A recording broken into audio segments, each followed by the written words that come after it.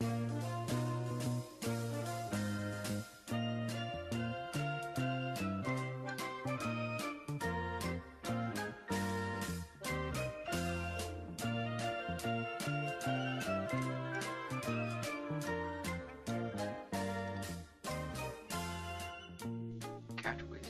and the Magic Zodiac by Richard Carpenter.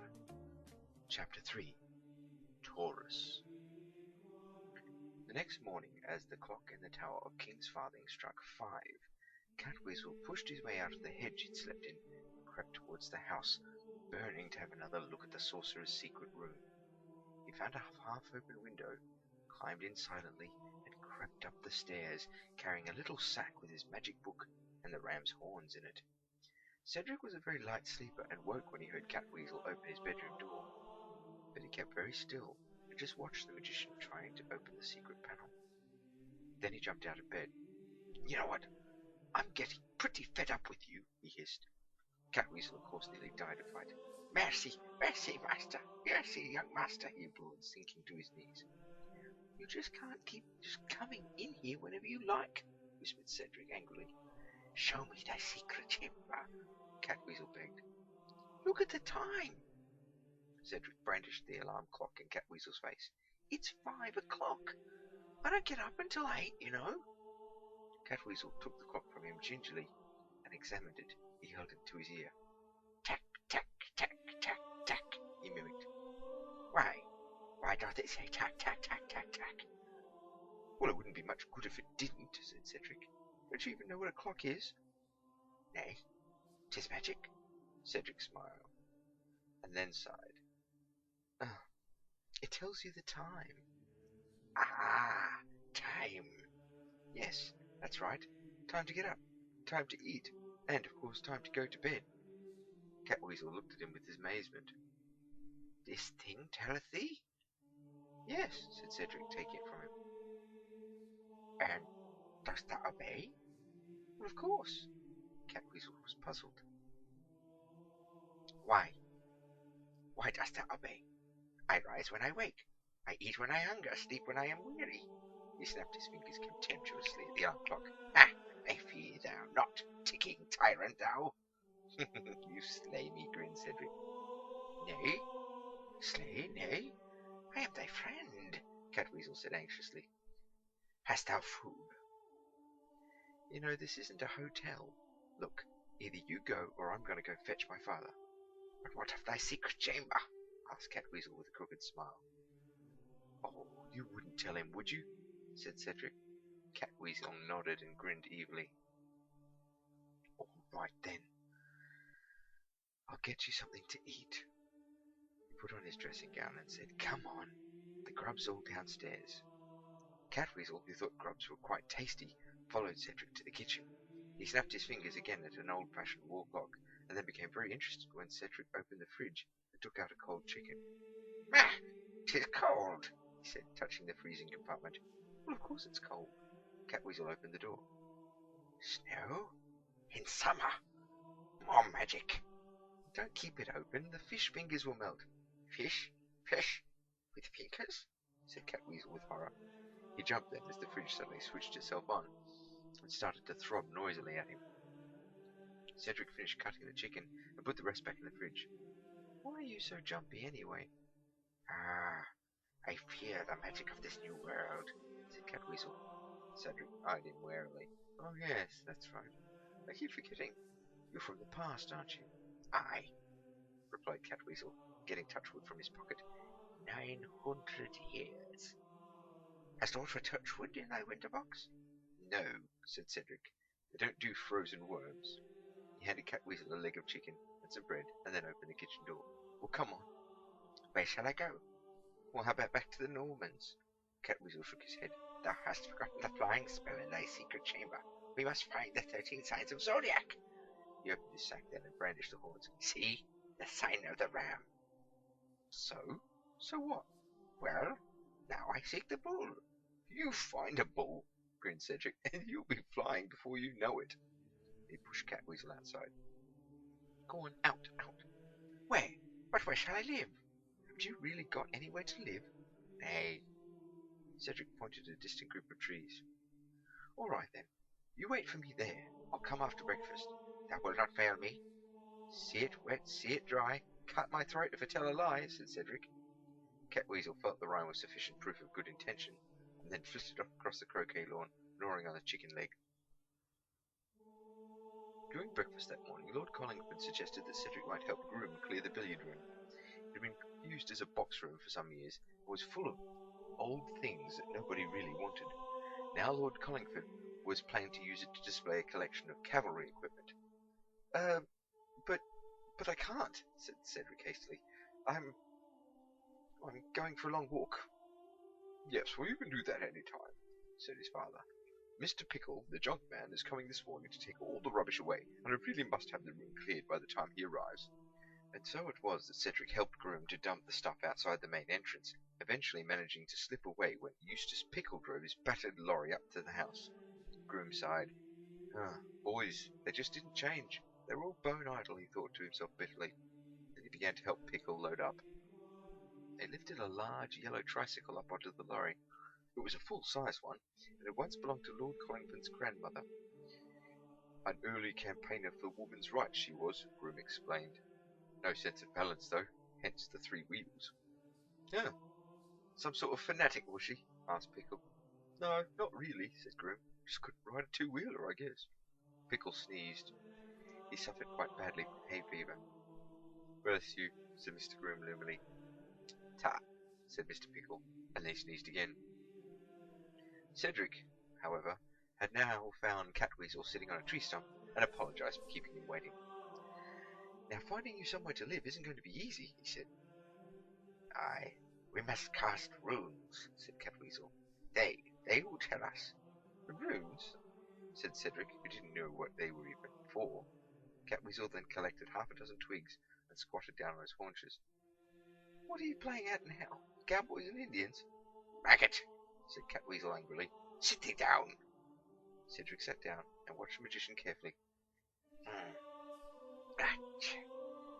Pax, Sax, Sax, said Catweazle softly, closing his eyes and dropping the twigs in front of him.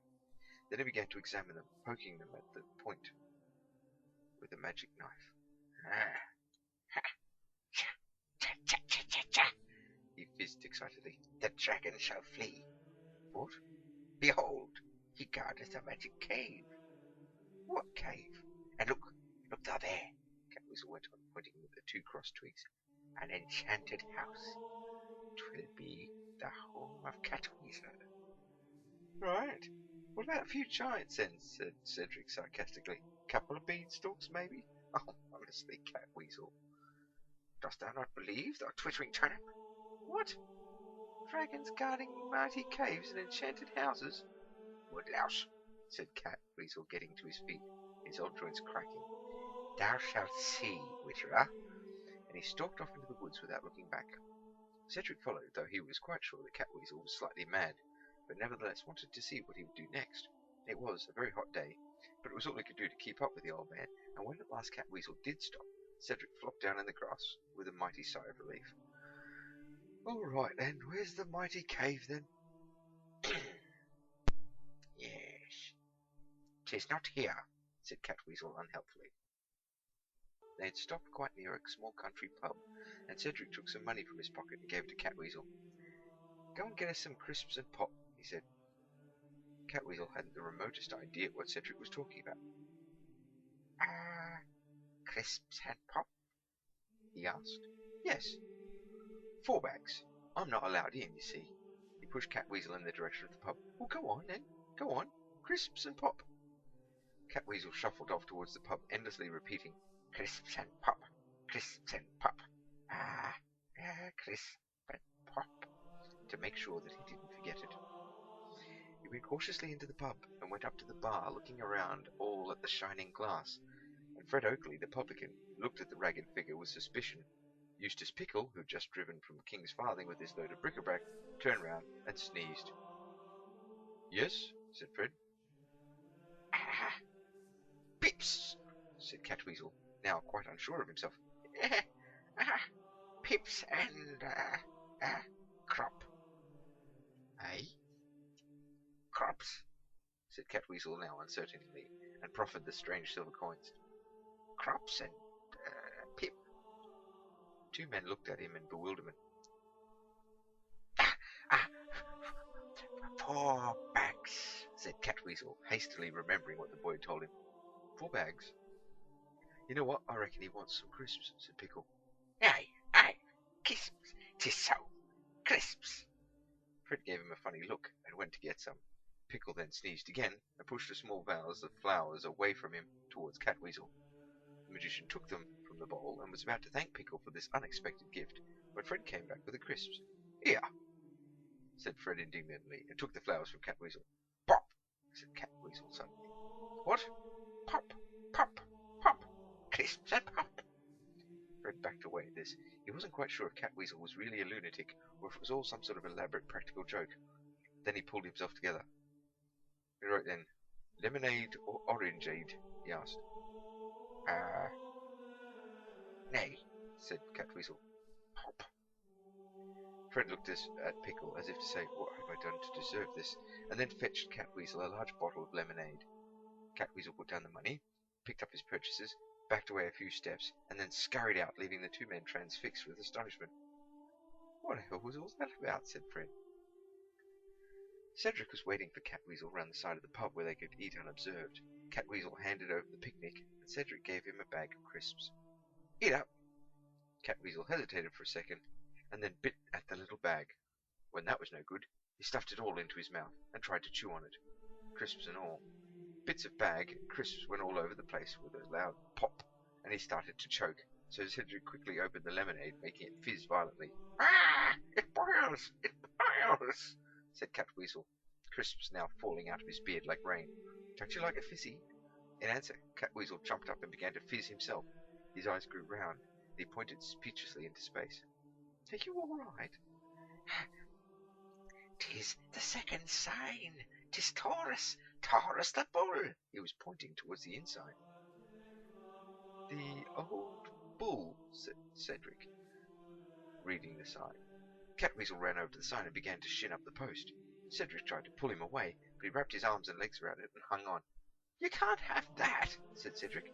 But 'tis the sign of the bull.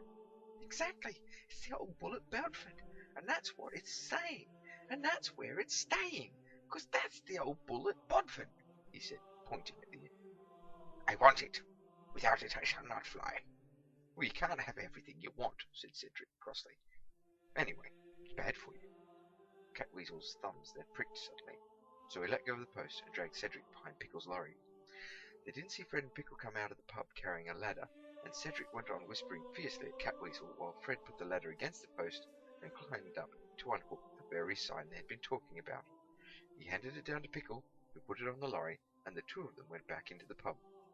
Catweazle peered around the lorry and began to fizz wildly when he saw that the sign had apparently just vanished. Where's it gone? Where has it gone? Gasped Cedric in response. Catweazle drew out a damcos and waved it about. 'Tis near, he said, and climbed up onto the lorry before Cedric could stop him. Get down from there, warned Cedric as the pub door opened again. Fred and Pickle came out and carefully hung a brand new inn sign on the post. Then Pickle climbed back into his lorry and drove away down the lane. This was a short but very uncomfortable ride for Catweazle. He was bounced up and down on the lorry with all sorts of things sticking into him. A broken fire guard, an old brass fender, and one of the pedals of the tricycle. As the lorry went round a bend, everything slid about and crashed down on top of him, and then with a final bump, Pickle drove into the warehouse. Pickle had had a very successful day, he thought, as he undid the tailboard and began to unload the tricycle, and then he stopped. Catweazle stared out from him underneath a coal shuttle and a broken oil stove. Here, get off me lorry. Catweazle clutched at the inn sign and shook his head. Now look, mate, said Pickle nervously. Don't be awkward about this. 'Tis the sign. Well, I know it's a sign. Of course it's a sign. Now come on. Quit mucking about. Get down from there. Don't know as 'tis the sign? Are you getting off now? Hast thou more? I seek them also, said Catweazle. He put the sign down for a moment and climbed off the lorry. Right. Now hop it, said Pickle. Catweazle, anxious to please, gave a little hop. Go on, get going. Catweazle picked up the ensign again and made for the gates. Oi, come back with that, said Pickle, and he grabbed at the sign, and then they both tugged furiously. They danced around the warehouse, each trying to get the sign. Then Pickle's nose began to itch with an oncoming sneeze. His hands flew to his face, and he let go of the sign, sending Catweazle staggering backwards into a pile of plates. With a cry of rage, then Pickle grabbed a broom and began to attack. Catweazle fended him off with the sign until he got behind a large table piled high with dirty china ornaments. Pickle stopped the attack at once. It was stalemate. Then he gave another tremendous sneeze. Hast thou the nose itch of summer? Asked Catweazle. Give to me the sign, and I will cure thee. He drew a damcos at this point, whereupon Pickle raised the broom again, but Catweazle waved the mysterious knife in front of his face and gradually put him into a trance. Nose, cease thy sneeze. Nose, take thine ease.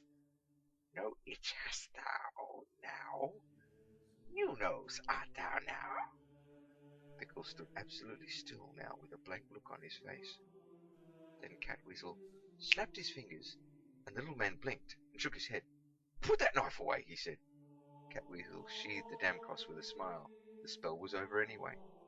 So, speak. Where dost thou keep them? Keep what? The magic signs. Pickle looked at Catweazle. He obviously needed humouring. Oh yes, of course. The magic signs, yes. Yes. He pointed to a large cupboard. Now, I don't just tell anyone about this, you understand. Confidentially, like. But I keep them in there. Hast thou all the signs? Oh yes, all of them in there. Then thou canst fly, said Catweazle, beginning to become quite envious as the little man. Yes, oh, like a bird. Fly for me. Well, yes, I will, in just a minute, said Pickle hurriedly. But, don't you want to see the magic signs first? Catweazle nodded at this, and Pickle beckoned him nearer to the cupboard. Then, flinging it open, he gave the unsuspecting Catweazle a push and shut him up inside, just as Cedric ran into the warehouse. Thou flea-ridden fox-faced ferret, cursed Catweazle, and he banged on the door of the prison. He's mad, said Pickle, running out of the warehouse. Keep an eye on him, will you? I'm going to go get a policeman. Thou snake-headed, rat-faced, pig-eared cauliflower, continued Catweazle. Cedric unbolted the cupboard. Owlface, said Catweazle. I told you something like this would happen, said Cedric. Now quick, buzz off. Handle be thou what? Cedric grabbed a great big yellow tricycle and managed to sit Catweazle on it. Then he put the old man's feet on the pedals and gave him a terrific push. Catweazle shot out of the warehouse, grabbing the sign as he went, and zigzagged off down the road drunkenly. A few moments later, Pickle returned without policeman. Sorry, he's gone. Oh, my goodness, groaned Pickle. He's nuts, you know, raving about magic and flying. He even said he'd cure my hay fever if I gave him an old ensign. Wait a minute. Pickle stopped suddenly, and then he stared at the dog daisy in Cedric's buttonhole. It was the worst thing possible for making him sneeze, and his nose wasn't even tickling. Here, wait a minute. Can I borrow that for a moment? Cedric handed him the flower, and Pickle sniffed deeply at it for some moments, and then waited. Nothing happened. There was no doubt about it. His hay fever had gone. The old fella did it. He said he could. Well, as far as I'm concerned, he can take what he likes. He could have taken more, as long as he got rid of the sneezing. Meanwhile, Catweazle was careening down a steep hill, moaning with fear. Unable to stop, he crashed through a fence at the bottom, tumbled down an embankment, and finished up sitting bruised and dazzled on a railway line. When the stars had finished winking and spinning before his eyes, he found himself staring into the mouth of a tunnel. The mighty cave, he muttered, and he got unsteadily to his feet. A rumbling sound came from the tunnel, and he drew back. The noise grew louder, and the earth shook. Catweazle cowered in fear, and a moment later, a train roared out of the tunnel and thundered away down the line. Catweazle opened his eyes. 'Twas the dragon. The runes had not lied. He picked up the tricycle then, and walked forward into the tunnel, balancing the precious sign on the handlebars. He felt the presence of unknown demons all around him in the sooty blackness, but he muttered spells to drive them away, and came at last again out into the daylight. Several hours later he reached a branch in the line, and turned off down an overgrown track which reminded him of the dried-up bed of a stream. It was hard work pushing the rattling tricycle along, but he believed his magic was helping him, leading him forward. As the sun was setting, he reached a tiny derelict railway station, almost hidden amongst the trees. The windows had been boarded up for years, and grass now grew between the cracks in the platform. Convolvulus almost covered the whole of the weather-beaten notice, which would have told Catweazle, had he been able to read it, that he had arrived at Duck Hole Station. "Ha! The journey is over, Touchwood," he said quietly as he showed his familiar the new home. Here we shall gather together the signs. Here we will make mighty magic, Touchwood, mighty magic.